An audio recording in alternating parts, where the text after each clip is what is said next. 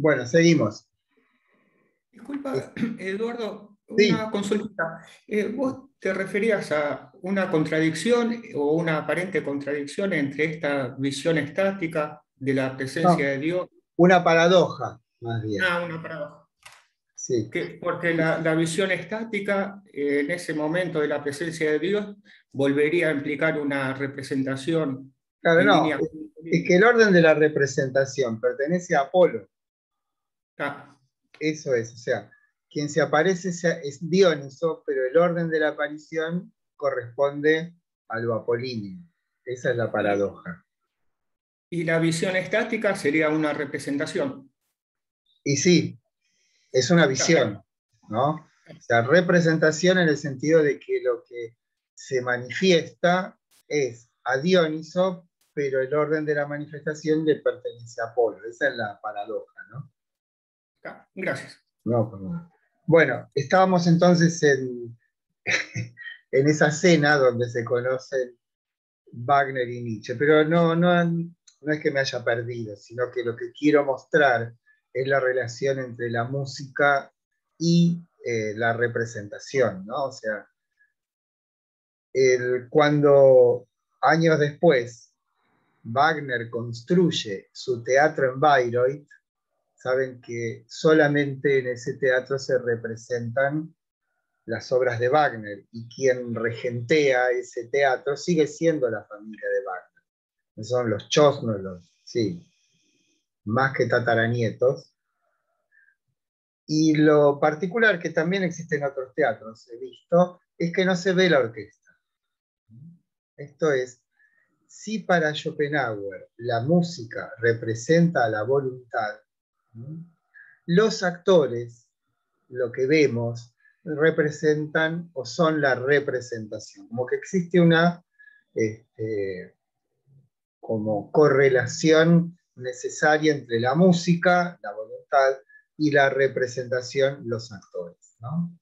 Como que el mundo que vemos, y esto Schopenhauer lo relaciona con el pensamiento hindú, con el velo de Maya, ¿no? Que todo lo que vemos es una apariencia, que en realidad todas las cosas no son sino expresión de una cosa última.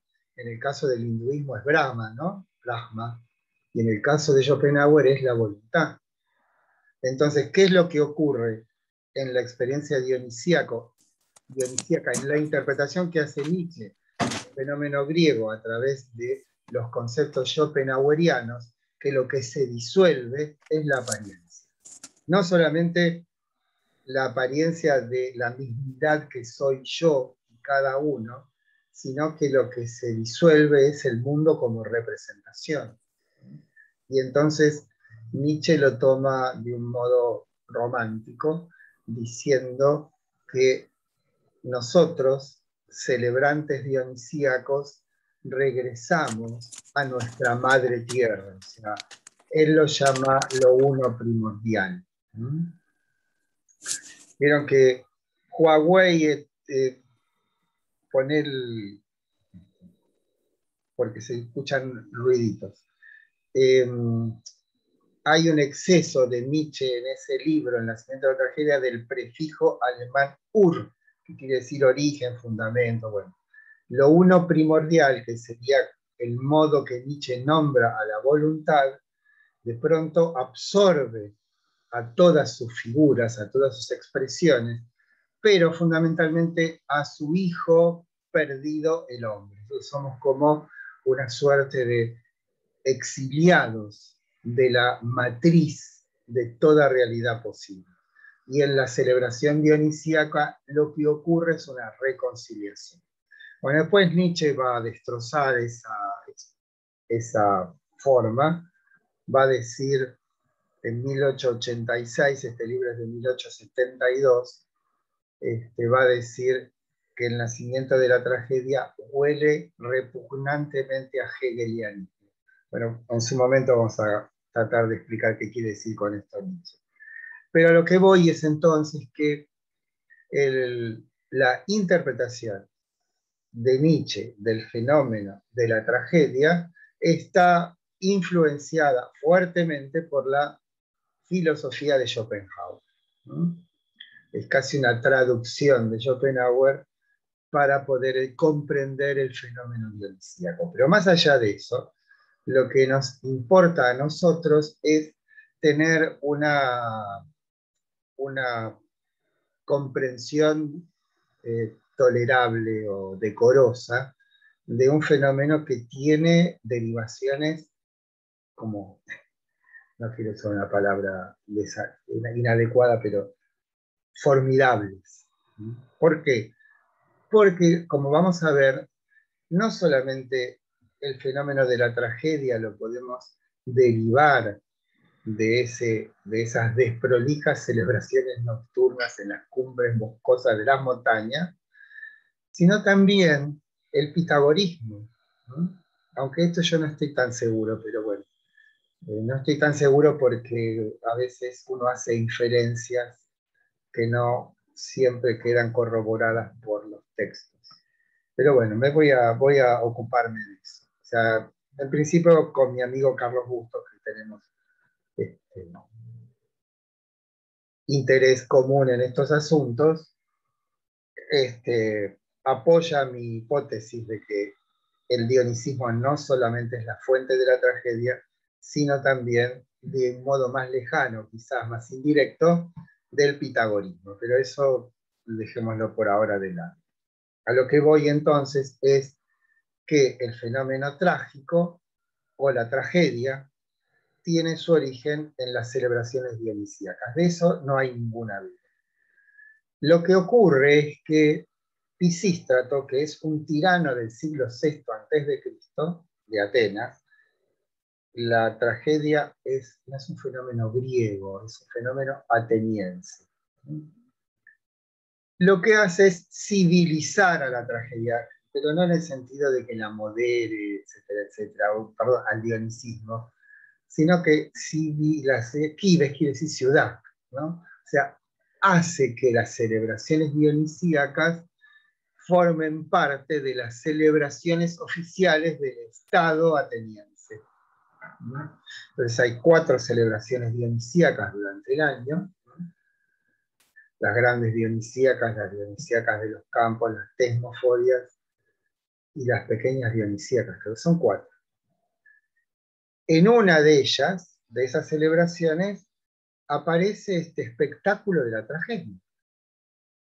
Ahí hay una suerte de intercepción por parte de los poetas, donde le ponen una trama que tiene su fuente en los mitos. O sea, lo que se cuenta en la tragedia, todos los que iban a verlo sabían. ¿Cuál era el desenlace? Van a ver Edipo Rey, Antígona, todos ellos sabían, ¿no? Es como si nosotros fuésemos a ver muchas veces Romeo y Julieta. Sabemos cómo es el desenlace, sabemos cuál es la trama, pero como ocurre con estas, como dice Borges, hay 4 o 5 metáforas, ¿no? O sea, lo que ocurre con estas celebraciones, con estas tramas, digamos, es que son emblemáticas, ¿no? Y entonces importa cómo se cuentan, no lo que cuentan. Era un gran espectáculo. Se construye, digamos, la primera tragedia de la que se tiene memoria es Tespis, que sería una suerte de primer trágico del cual nada sabemos, en el 534 a.C. Y en los teatros eran de madera, bueno, había un solo actor que representaba diferentes papeles. Pero hay que pensar que ese actor no es sino una suerte de, a ver cómo lo digo, es como la expresión de la masa dionisíaca. O sea, así como en aquel primer estado, podemos decir, del fenómeno trágico, en el medio de la celebración dionisíaca, aparece ese personaje que representa a Dioniso y con el cual ese coro entusiasta, ese esa masa entusiasta dionisíaca empieza a entablar un diálogo con él, ¿no? Como si dijéramos, la transfiguración de la masa dionisíaca se plasma en ese único actor que comienza a contestar, ¿sí? A responder. Y ahí está la entraña del fenómeno trágico. Cuando nosotros vamos al teatro y experimentamos esa suerte de íntima afinidad con lo que está ocurriendo en el escenario, ahí podemos como restituir conceptualmente cuál habría sido el tránsito desde esa suerte de experiencia extática a ese diálogo. ¿Por qué? Porque lo que está ocurriendo en el escenario es lo que nos está ocurriendo a nosotros. Y ahí está ese fenómeno. O sea, ese fenómeno fue como una aventura, una experiencia de la cual no sabían ellos cómo habría de derivar, ¿no? Y aparecen los poetas, Sófocles, Ésquilo, Sófocles, Eurípides, porque además de todo esto, la tragedia tiene una corta vida. Ya con Eurípides, que es de la época de Sócrates, ya la tragedia, como dice Nietzsche, Eurípides sube el público al escenario, pierde esa sublimidad de lo religioso, y pasa a ser algo de lo que nos pasa todos los días, como ocurre, y ahí aparece la comedia nueva, que es el teatro. O sea, la tragedia no es exactamente el teatro, es la fuente del teatro, pero también del cine y de todo lo que nosotros entendemos por ese tipo de espectáculos, ¿no? En la Edad Media fueron los autos sacramentales, donde lo que se representaba era la pasión. Pero en Atenas, ¿no?, la tragedia era un gran espectáculo. Se construyen los teatros. No hay ciudad griega que no tenga un teatro. La palabra teatro, a su vez, tiene una derivación de un verbo que quiere decir ver o contemplar, zaomai. Las celebraciones eran competencias, y las competencias se daban entre los que, por una parte, financiaban las obras, y por otra parte, por los autores. ¿Quién ganó? Era como ganar las Olimpiadas, como un campeonato, ¿sí? ¿Por qué? Porque se votaba a ver quién ganaba. Y las tragedias eran trilogías, eran 3 tragedias que se daban, de las cuales se conserva una sola trilogía. Y después había una comedia en el medio como para distender. Hay un teatro que en realidad forma parte de un santuario dedicado a Asclepíos, el Esculapio del gallo, ¿no? Donde uno va, se pone, está como excavado en una colina, ¿no?, el teatro, como nos recuerda donde se celebraban las tragedias, ¿no? A ver, espera un momento. Amor, ¿no estás?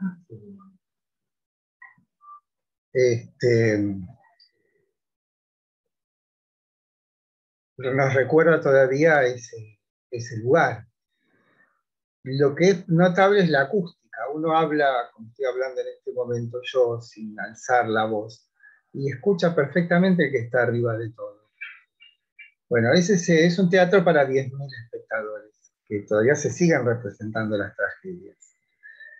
Yo creo que fue en junio del año pasado que pasaron una tragedia llamada Los Persas, que es de Esquilo, y lo hicieron o sea, el único cambio era que estaba dicho en griego moderno, ¿no?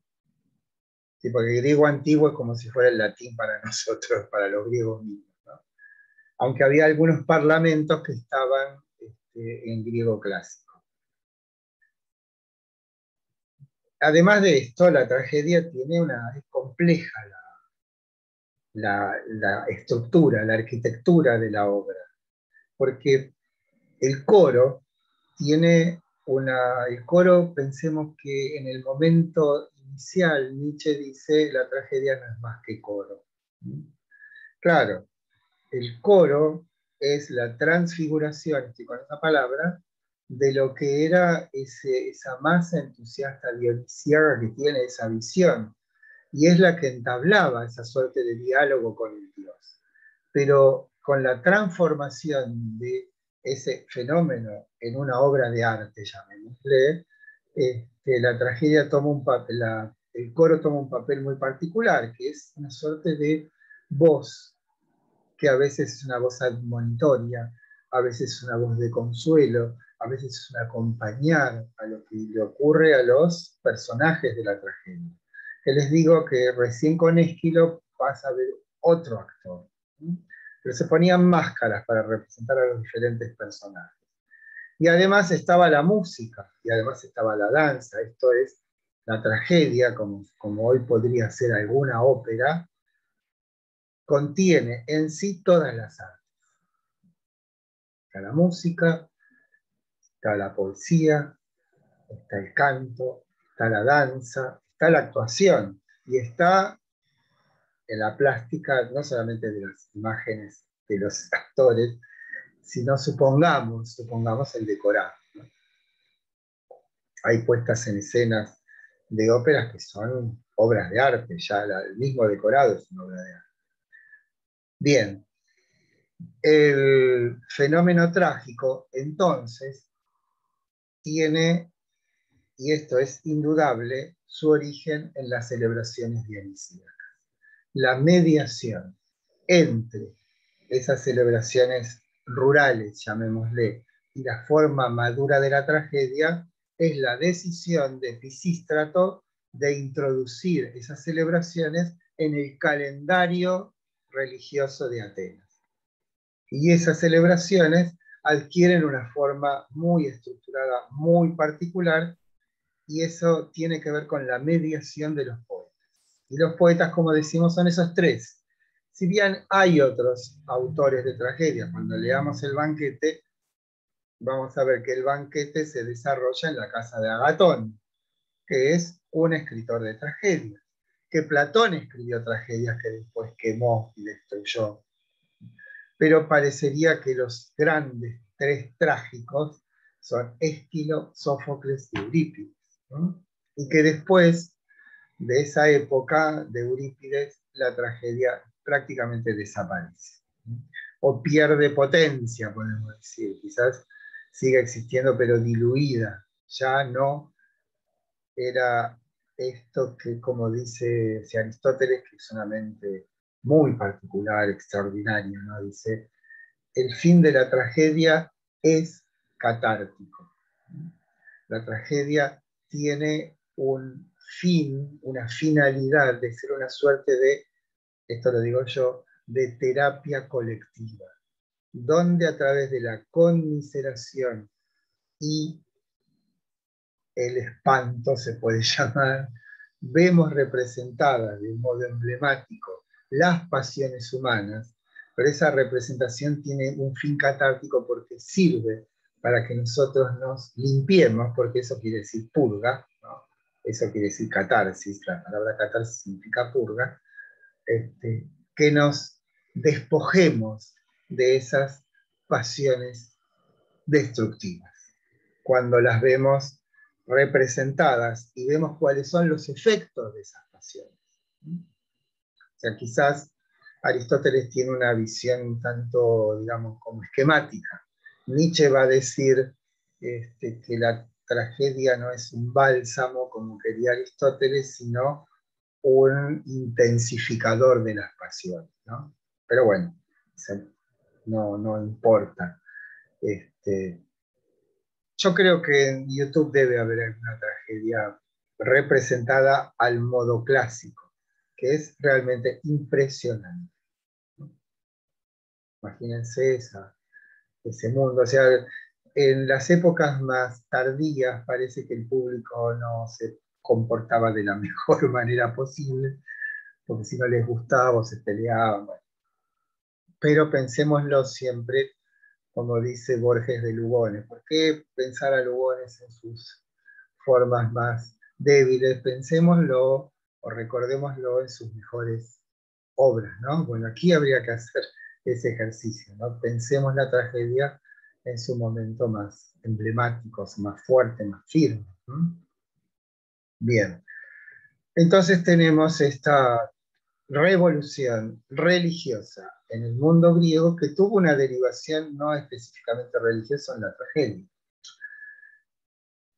Por ejemplo, yo les cuento una de las derivaciones, no, mejor, una de los ejemplos que habíamos dado de por qué hay una constante en las historias de Dioniso, que es la persecución, y hablé de las bacantes, ¿no? Las bacantes son las mujeres que acompañan a Dioniso, y siempre se las representa con el cabello suelto, la cabeza hacia atrás, esto es un estado de éxtasis, y a veces hay una que lleva un leopardo en la mano, ¿no? Esto de la inclinación de las mujeres por Dioniso tiene, después no me olvides de la tragedia de las bacantes, pero quiero contarles esta porque las bacantes es una tragedia, pero esto que voy a contarle es una historia, que también lo cuenta de un modo así encriptado Parker en la introducción al fenómeno religioso griego, que es que las mujeres dejan las casas, se van a la cumbre de las montañas, ¿no? De la montaña, en este caso no sé si era el Parnaso, que queda ahí donde es Delfos, y como dice Mircea Eliade, se entregan a costumbres hace milenios olvidadas. Esto es, no determinado tipo, determinada este, secta, sino que las mujeres se van a la cumbre de las montañas y se entregan, como digo, a costumbres hace milenios olvidadas. ¿Cuáles son esas costumbres? Y tomar animales, destrozarlos con las manos y comérselos crudos, ¿no? Homofagia y esparagomus. Que se vestían con pieles de animales, que se entregaban a ese tipo de celebración. ¿Y por qué digo que es una historia? Porque en una de estas incursiones dionisíacas a la cumbre de las montañas quedan aisladas por una tormenta de nieve y los varones tienen que ir a buscarlas, a rescatarlas.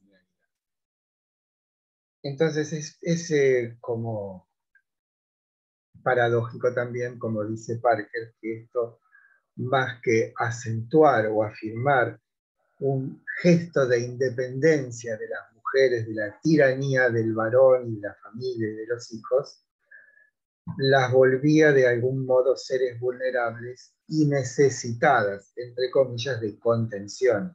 ¿Por qué? Porque fíjense, si van a la cumbre de las montañas, pues no pueden volver, etcétera, etcétera.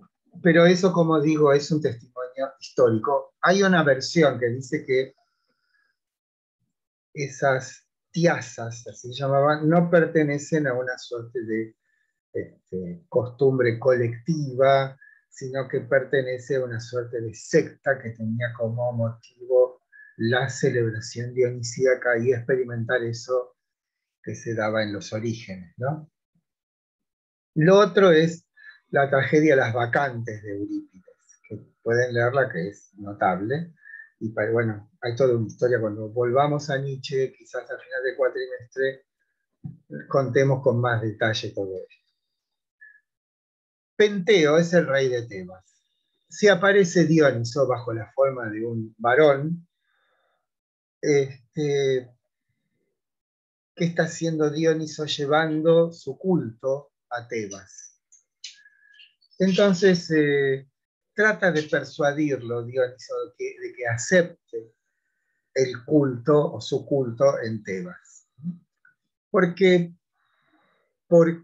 está alborotando a Tebas, sobre todo a las mujeres, que además su madre, la reina de Tebas, formaba parte de este grupo de mujeres que iban a alborotar en las montañas, ¿no? Ocurre entonces que Penteo lo que hace es encarcelar a Dioniso. Por supuesto, Dioniso se libera y le dice una palabra inquietante. Le dice, casi inquietante como un testimonio. Guay de quien no me adore, le dice a Penteo. La cuestión es que Penteo, movido por un casi demencial curiosidad, va a ver qué es lo que está ocurriendo en la cumbre de la montaña con las mujeres, incluyendo a su madre. Y entonces ve una serie de lo que llama Mircea de milagros dionisíacos. Las mujeres vestidas con pieles de ciervo, con cornamentas, ¿sí? Y con el tirso es una caña con una piña en la punta rodeada de hojas de hiedra, tocan el piso y del piso surge vinos de leche, vinos no, ríos de leche y miel, y de vino también.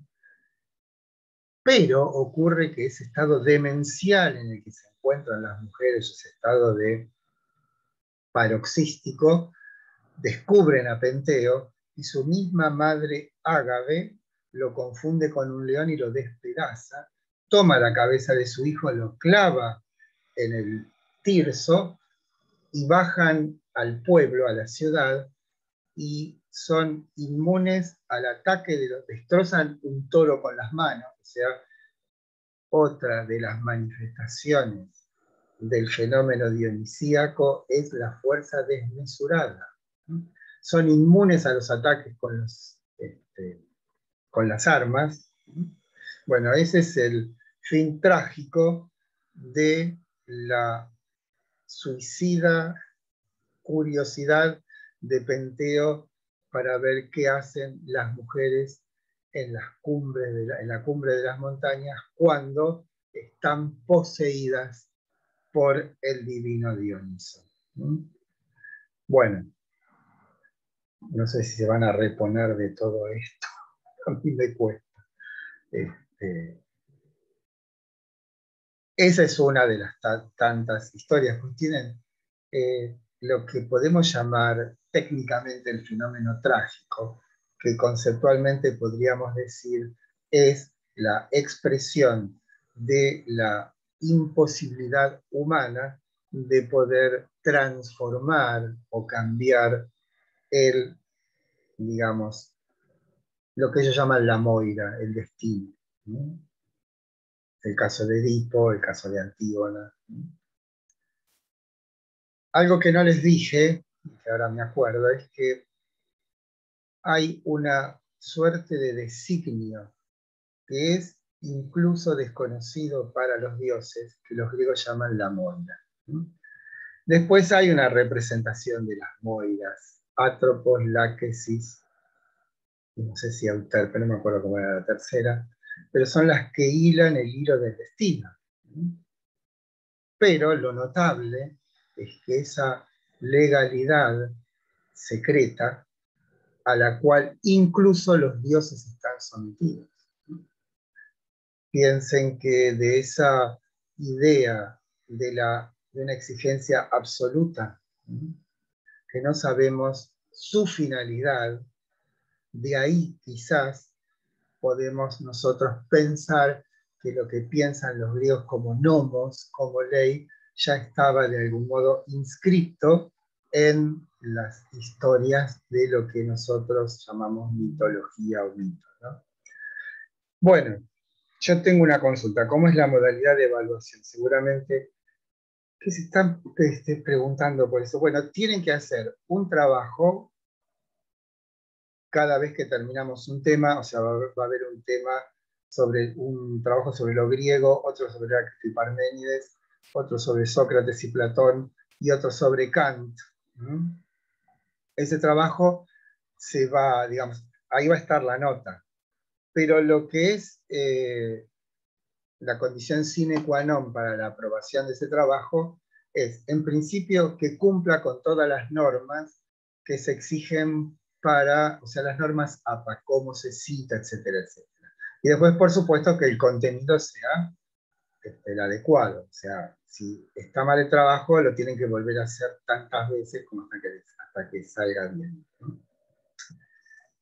Bueno, la clase que viene entonces vamos a sí tratar el texto de Rode, ¿no? De Erwin Rode, que es el capítulo 8, donde todo esto que he dicho se va a matizar con lo que dice Rode. Obviamente Rode no cita a Nietzsche, pero lo tiene presente. El libro de Rode, como decíamos, creo que es de 1897, el de Nietzsche es de 1872. Bueno, nos despedimos, quedan 2 minutos. No sé, ¿alguna otra pregunta? Traten de... Mar levantó la mano. ¿Dónde está Mar? Ahí está. Dime, Mar. Profe, buen día. Quería saber en qué momento se entrega lo que es Y los cuando trabajos. terminamos un tema, tienen 2 semanas para entregar el trabajo. ¿No? ¿Sí? ¿Lo entregamos en el campus o lo No, entregamos? me mandan un mail con el adjunto en Word. Ah, genial, genial, profe. Gracias. Más de 5 páginas. Profe, Menos de 2. Sí, Micaela. No. Sí. entonces para la clase que viene tenemos que leer lo de Rhodes. Rode. Erwin Rode. Ok. El capítulo 8. Ese capítulo 8. Yo pensé que era para esta clase. Eso. No, yo les dije, vamos a ver el dionisismo y después hay como como el soporte Ah, textual sería el ah, texto. porque lo que dijo en la clase sonaba bastante igual al capítulo, por eso. Sí. Y sí, a veces repito. Bueno, No. nos vemos el viernes, entonces. Dale, nos vemos. Bueno. Muchas gracias. Chao, gracias. Dale, profe. En un rato lo subo, ¿eh? Gracias.